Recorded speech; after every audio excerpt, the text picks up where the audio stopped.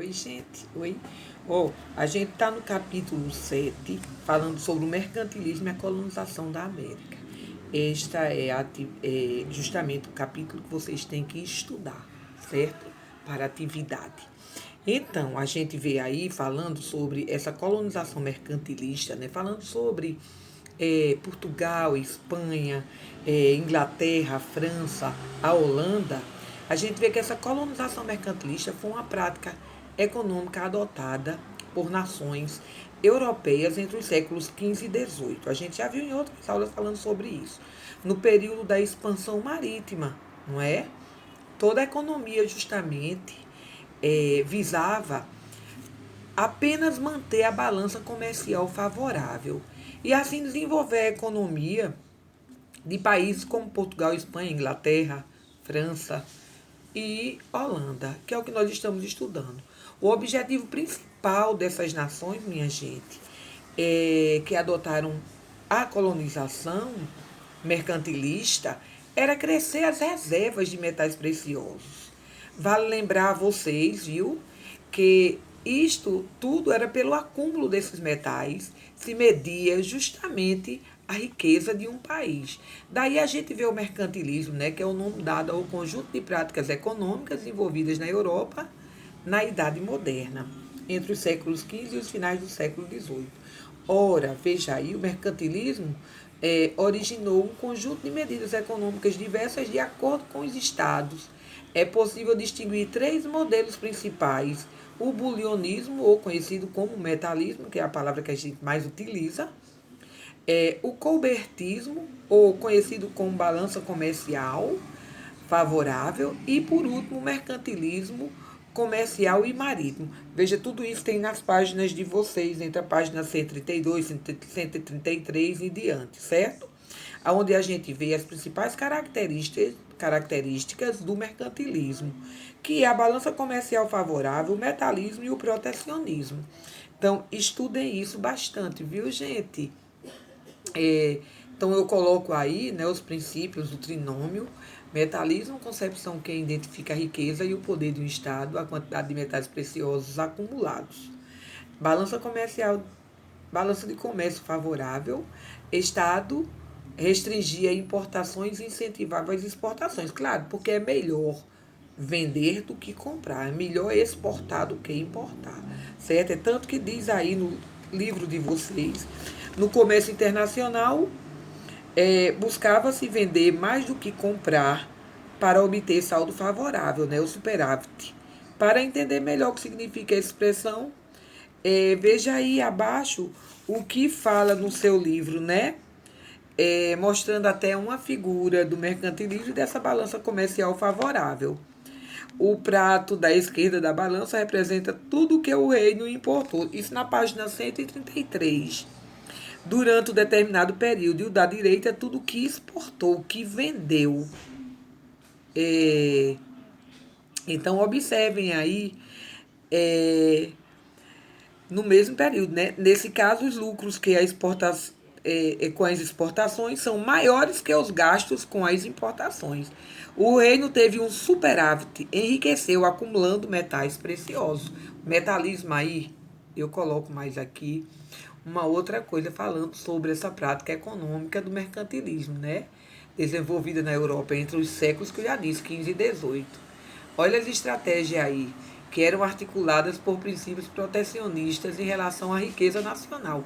Aperfeiçoar a produção manufatureira, fomentar o comércio e acumular metais. Essas medidas visavam a alcançar uma balança comercial favorável ao enriquecimento do Estado e ao fortalecimento da monarquia. O metalismo consistia justamente, como já foi dito, na principal forma de se medir a riqueza de uma nação mercantilista. Isso porque os metais preciosos tem no livro de vocês também. Como ouro e prata era a garantia real dessa riqueza. Não é como hoje em dia, né? Que a riqueza de uma nação é avaliada de acordo com o que ela produz internamente em suas indústrias e com o modo como essa produção circula fora, né, do resto do mundo.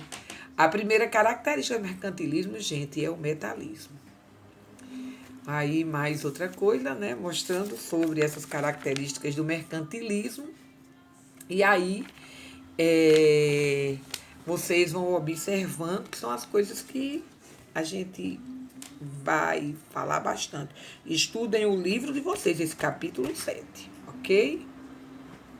Daí eu vou falar sobre o Pacto Colonial, página 134, não é? Como a gente estava falando a respeito justamente dessa colonização mercantilista, tudo estava engajada com o Pacto Colonial. Na página 134, aí, olha, a colonização da América e o mercantilismo. A partir da expansão marítima iniciada no século XV, os estados europeus procuraram ampliar suas atividades. Só um minuto, deixa eu beber uma aguinha, por favor.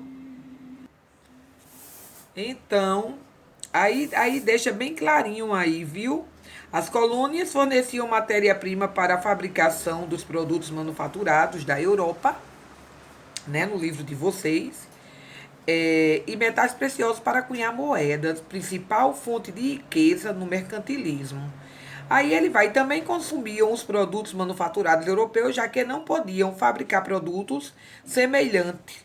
Né? O comércio de manufaturas na colônia era o monopólio de algumas companhias europeias. Aí ele fala sobre esse pacto colonial. A exploração econômica das colônias por parte dos monarcas europeus ficou conhecida como política colonialista, certo, gente? Então, o pacto colonial pode ser definido aí como um conjunto de regras, leis e normas que as metrópoles impunham às suas colônias durante o período colonial. Vale ressaltar que jamais a colônia poderia competir com a metrópole, certo? Ela era sempre inferior, por isso que ela não tinha fábricas. Aí diz aí, estas colônias durante o período colonial, né? A gente vai ver, estas leis tinham como objetivo principal fazer com que as colônias só comprassem e vendessem produtos de sua metrópole. E ele fala mais um pouquinho aí, ó. A colonização do continente americano acelerou o desenvolvimento comercial europeu. Por causa dela, incontáveis riquezas foram transferidas da América para a Europa. Aqui mesmo o ouro brasileiro. Aliás, de todos os locais, certo? Tudo que era riqueza ia para as metrópoles como Espanha, Portugal, França, Inglaterra e Holanda, das quais a gente está falando. Aqui eu coloco mais outra coisa sobre, para vocês entenderem, né? Ó, manufaturas e equipamentos, ó, a metrópole, vocês vejam esse pacto colonial aí. A metrópole, o pacto colonial, dirigindo a colônia, né? Metais preciosos de gêneros tropicais, ela cedia justamente a metrópole. Aí a economia especializada, investimento interno, dependente do mercado externo, a colônia era. Mão de obra compulsória. A política colonial dos estados mercantilistas depende exclusivamente do pacto colonial. Então, aí mostra isso bem claro. E aí a gente vai falar um pouquinho também sobre essa conquista da Espanha, principalmente falando sobre Hernán Cortés, não é? Que colonizou ali os astecas, e Francisco Pizarro conquistou os incas. E aí a gente vê nessa conquista a conquista do México, certo? Mais alguma coisa de pacto colonial ao lado, na página 135. A conquista do Peru.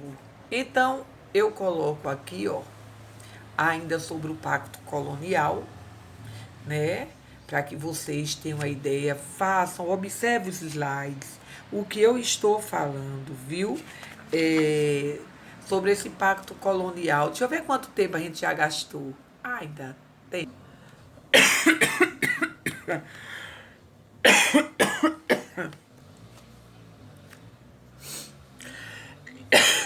Dá para trazer uma aguinha ali, amor? Me traz um copo tão feio, eu tenho que parar. Pedi água.